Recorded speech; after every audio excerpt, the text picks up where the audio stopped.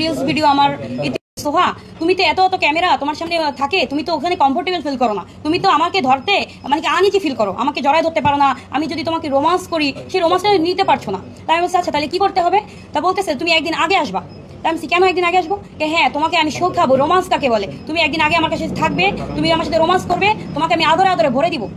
যেই কথাটা আমি তার এই কথাটা আমি আর মেনে নিতে পারিনি, কারণ আমি একজন মডেল, আমি একটা নায়িকা, আমি তো তার সাথে মানে কি আমার দেহ দিয়ে তার সাথে সম্পর্ক করবো না, এটা আমাদের সম্ভব না।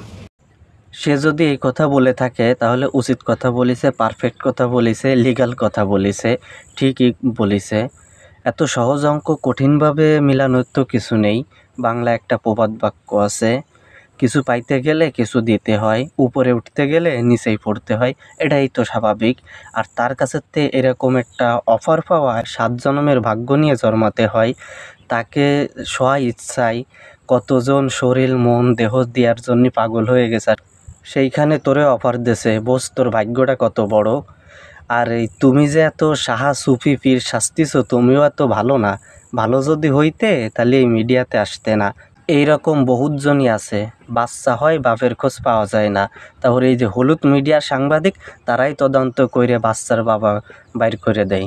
মিডিয়া আগের মতো নেই, এইখানে আসতে গেলে আগে পতিতা খাতায় নাম লেখায় তারপরে আসতে হয়। কথা কি ক্লিয়ার নাকি এখনো ভেজাল আছে?